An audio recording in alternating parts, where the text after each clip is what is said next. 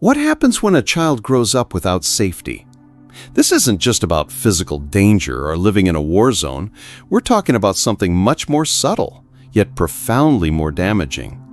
When a child grows up without emotional safety, without the certainty that they are unconditionally loved and accepted, something fundamental shifts in their developing brain and nervous system. This lack of safety doesn't always come from obvious abuse or neglect.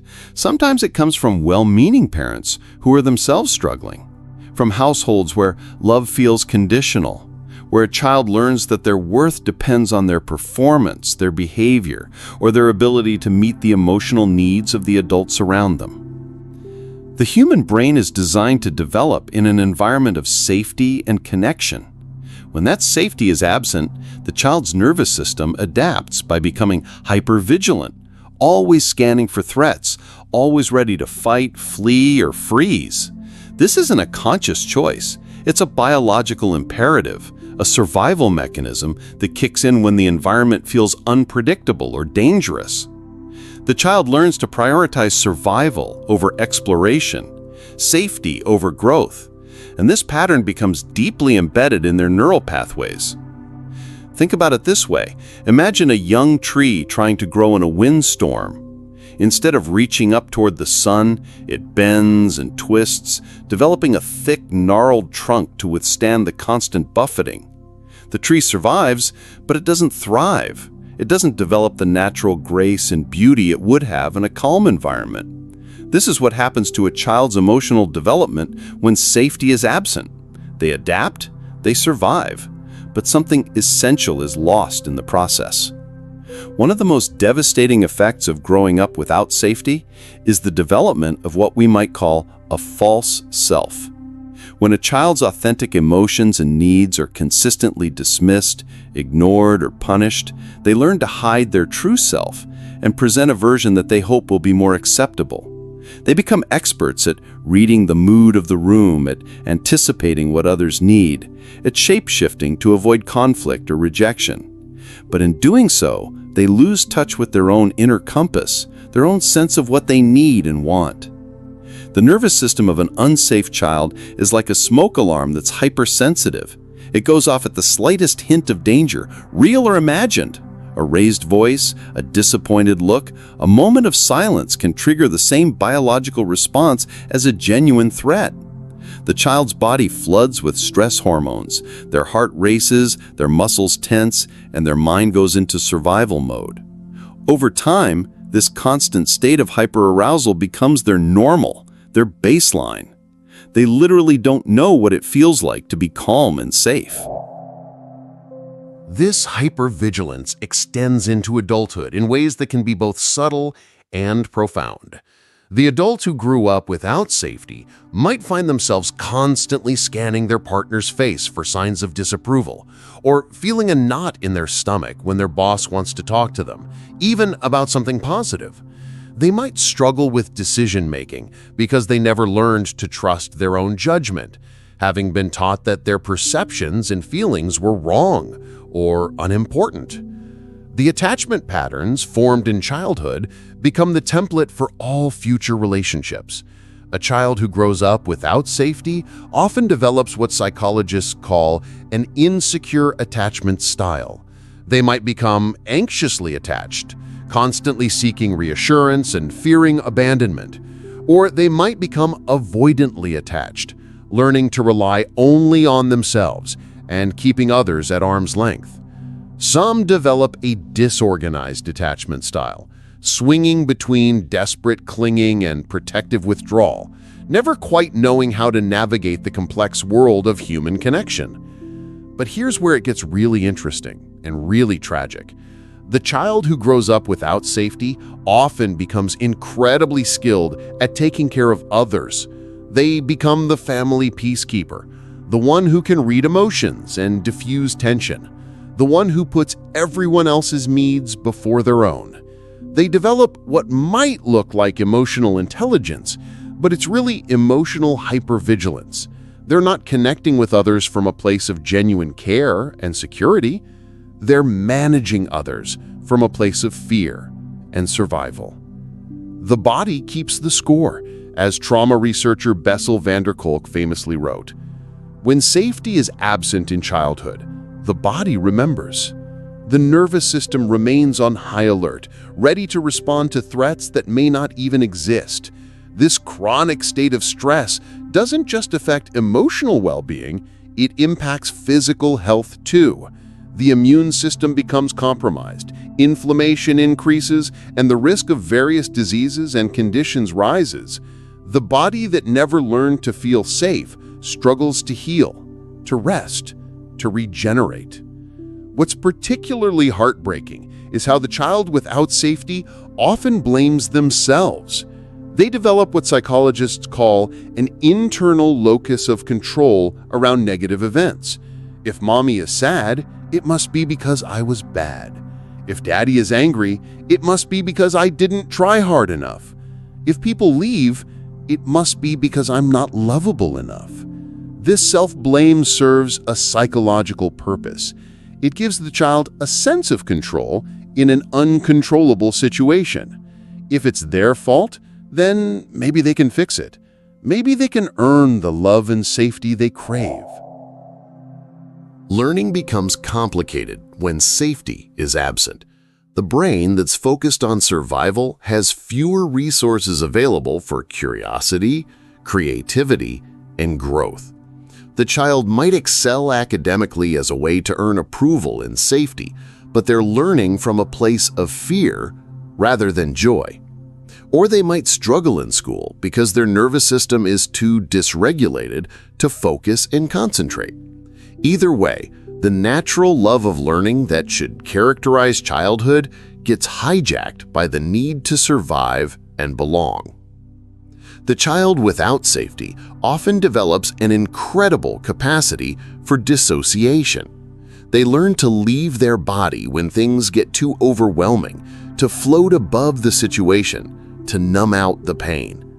This is a brilliant survival strategy in the moment, but it comes with a cost. They lose touch with their body's wisdom, with their emotions, with their intuition. They become strangers to themselves, living life from the neck up, disconnected from the full spectrum of human experience. Now, you might be asking yourself, how do I know if this was my experience? How can I tell if I grew up without safety? It's a question that deserves a gentle and honest answer. Maybe you recognize yourself in some of these patterns. Maybe you find yourself constantly worried about what others think of you, or struggling to say no even when you desperately want to. Maybe you have trouble knowing what you actually want or need, having spent so much energy focused on what others want from you. Thank you for being here, for taking the time to explore these difficult but important questions with me. I know this isn't easy material to sit with, and I appreciate your willingness to look honestly at these patterns and their origins. Your presence here, your curiosity, your courage to examine these wounds is already a step toward healing. Perhaps you find yourself in relationships where you're always the giver, always the one trying to fix things, always the one walking on eggshells. Maybe you struggle with anxiety or depression, with a sense that something is fundamentally wrong with you even when everything in your life looks fine on the surface. These can be signs that your nervous system learned to prioritize survival over thriving, that your childhood environment didn't provide the consistent safety and attunement you needed to develop a secure sense of self. The good news, and this is crucial to understand, is that the human brain remains plastic throughout our lives. The patterns formed in childhood are not permanent sentences. They're deeply grooved neural pathways, yes, but new pathways can be created. New experiences of safety and connection can literally rewire the nervous system. This is the foundation of all healing trauma work. It's not about erasing the past or pretending it didn't happen. It's about creating new experiences that teach the nervous system that it's safe to relax, safe to be authentic, safe to connect. Healing begins with awareness, with recognizing these patterns without judgment. the hypervigilance that served you as a child, the people-pleasing that kept you safe, the emotional numbing that protected you from overwhelming feelings. These weren't character flaws or weaknesses. They were intelligent adaptations to difficult circumstances. Your nervous system did exactly what it needed to do to help you survive. The question now is whether these strategies are still serving you, or whether it's time to develop new ones. One of the most powerful things you can do is learn to recognize when your nervous system is activated, when that old smoke alarm is going off unnecessarily. This isn't about stopping the reaction. That's not always possible or even desirable. It's about developing what researchers call neuroception, the ability to accurately assess whether you're actually in danger or whether your system is responding to an old memory, an old wound. When you can pause and ask, am I actually unsafe right now, or am I having an old reaction to a current situation, you begin to reclaim your power. Creating safety in your current life becomes a radical act of healing. This might mean setting boundaries with people who consistently make you feel small or threatened. It might mean choosing relationships with people who can see and appreciate your authentic self, not just the version you think they want. It might mean learning to trust your own perceptions and feelings, even when others disagree with them. And speaking of trust, here's something that might sound a bit unusual. If you're finding value in this exploration, if something is resonating with you, maybe give this video a like. Not because I need the validation, but because taking small actions that honor your authentic responses is actually a form of nervous system healing. You're saying, yes, this matters to me, and I'm willing to acknowledge that.